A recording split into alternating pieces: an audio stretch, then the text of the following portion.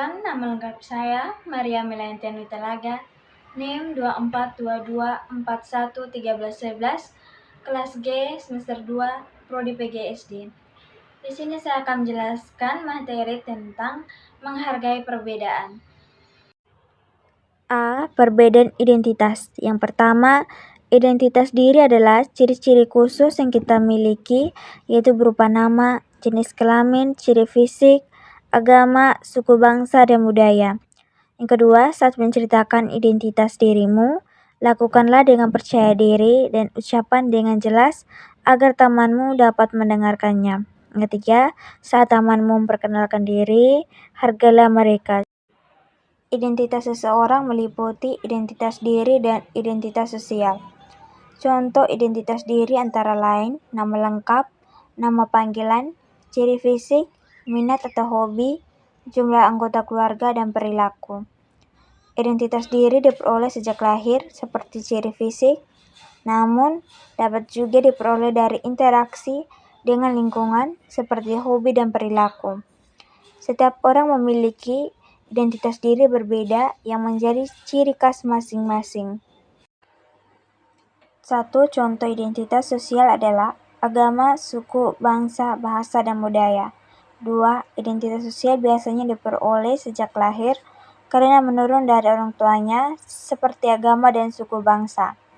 Yang ketiga, namun ada juga identitas sosial yang dapat berubah seiring interaksi dengan lingkungan sekitar seperti agama dan bahasa. Contohnya seperti Lela berasal dari Jakarta dan beragama Islam. Yang kedua, Made berasal dari Bali dan beragama Hindu. Perbedaan identitas dengan anggota keluarga di rumah. Di rumah, setiap anggota keluarga tentu memiliki perbedaan identitas, baik identitas diri maupun identitas sosial. Perbedaan identitas diri biasanya dapat dilihat secara langsung, misalnya sifat, gaya bicara, hobi, dan perilaku. Sedangkan perbedaan identitas sosial biasanya tidak dapat melihat langsung oleh mata. Misalnya, orang tua dapat berasal dari suku yang berbeda. Semua perbedaan tersebut tidak membuat setiap anggota keluarga merasa berbeda, tetapi justru belajar untuk saling menghargai dan menghormati. Dengan begitu, dapat tercipta suasana yang rukun dan nyaman di rumah. Contohnya seperti gambar di samping. Kita dapat menemani orang tua melakukan hobinya ataupun sebaliknya. Perbedaan identitas dengan teman-teman di sekolah. Di sekolah, terdapat banyak warga sekolah. Hal ini menyebabkan lebih banyak perbedaan identitas yang dapat kita temukan dibandingkan di rumah. Perbedaan tersebut membuat kehidupan sekolah menjadi lebih berwarna dan dapat menumbuhkan rasa toleran antara warga sekolah. Perbedaan identitas diri dan sosial di kelas adalah hal yang wajar. Perbedaan identitas dengan masyarakat di lingkungan sekitar. Lingkungan masyarakat merupakan lingkungan yang lebih luas daripada lingkungan rumah dan sekolah.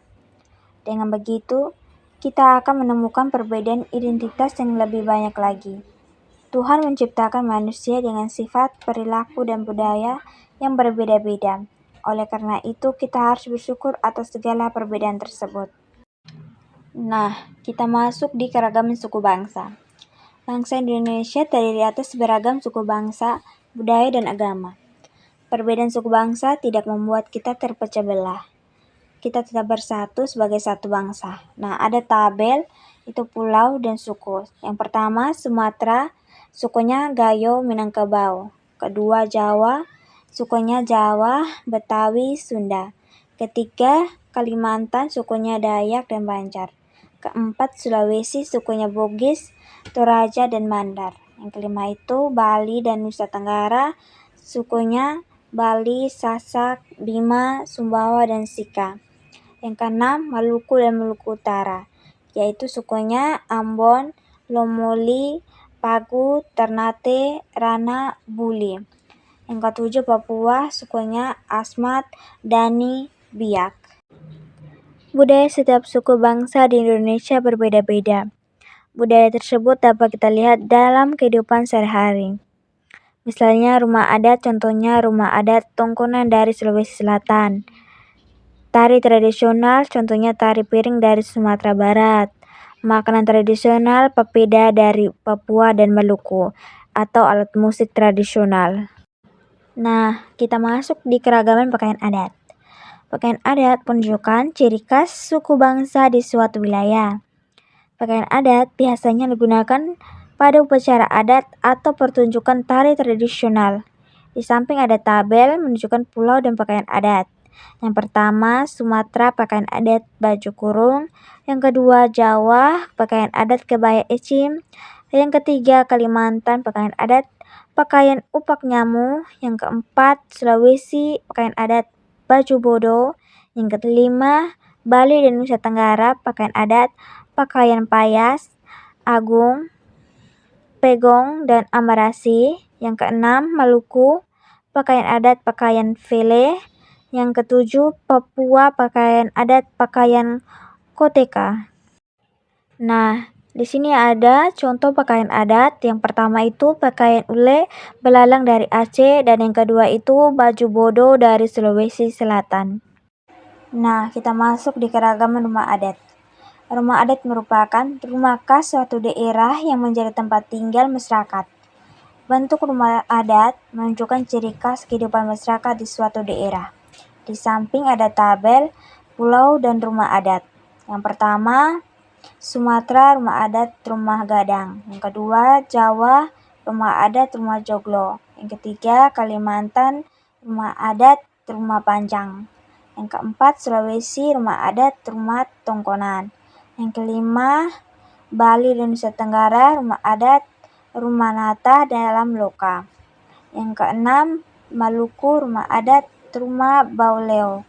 Yang ketujuh, Papua rumah adat rumah honai. Bahan-bahan untuk membuat rumah adat biasanya disesuaikan dengan sumber daya alam daerah setempat. Di bawahnya ada contoh rumah adat dari Papua, rumah honai, dan yang kedua itu rumah kebaya dari Jakarta. Nah, kita masuk di keragaman tari tradisional. Yang pertama, tari tradisional menampilkan ciri khas daerahnya. Yang kedua, tari tradisional memiliki makna dan simbol. Yang ketiga, setiap tarian memiliki keunikan yang harus dihargai dan dilestarikan. Di samping ada tabel Pulau Sumatera, tari tradisionalnya tari saman dan trotor.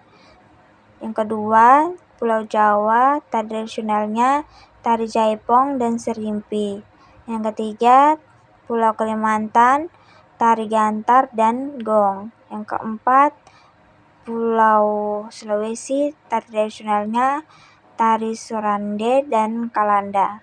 Yang kelima, Pulau Bali dan Nusa Tenggara, tari tradisionalnya tari pendet, legong, oncer, dan cerana. Yang keenam, Pulau Maluku, tari tradisionalnya tari cakalele dan lenso. Yang ketujuh, Pulau Papua, tari tradisionalnya tari yospan dan perang. Nah, kita masuk di keragaman bahasa daerah. Yang pertama, bahasa daerah digunakan oleh suatu suku sebagai alat komunikasi sehari-hari. Yang kedua, setiap jenis bahasa daerah memiliki logat atau dialek yang berbeda-beda. Yang ketiga, meskipun begitu, Indonesia memiliki bahasa Indonesia sebagai bahasa persatuan. Di samping ada tabel bahasa daerah. Yang pertama, Pulau Sumatera, bahasa daerahnya bahasa Melayu dan Aceh. Yang kedua, Jawa, bahasa daerahnya bahasa Betawi dan Sunda. Yang ketiga, Pulau Kalimantan, bahasa daerahnya bahasa Banjar dan Iban. Yang keempat, Pulau Sulawesi, bahasa daerahnya bahasa Bugis dan Batik. Yang kelima, Pulau Bali dan Nusa Tenggara, bahasa daerahnya bahasa Bali, Sasak, Sumbawa, dan Bima. Yang keenam, Pulau Maluku, bahasa daerahnya bahasa Alor dan Arum. Yang ketujuh, Pulau Papua, bahasa daerahnya bahasa Asmat. Keragaman budaya adalah kekayaan bangsa yang harus dijaga kelestariannya agar tidak punah atau diakui bangsa lain. Salah satu caranya adalah dengan saling menghargai dan menghormati budaya satu sama lain. Berikut beberapa contoh sikap yang dapat kita lakukan. 1. Menyukai dan memuji keindahan pertunjukan budaya daerah lain. 2. Mengoleksi dan merawat kain atau pakaian tradisional daerah lain. 3. Menjaga kebersihan ketika mengunjungi rumah adat. 4. Menggunakan bahasa daerah ketika berkomunikasi dengan orang lain yang memahaminya. 5. Menyanyikan lagu daerah ketika melakukan permainan tradisional.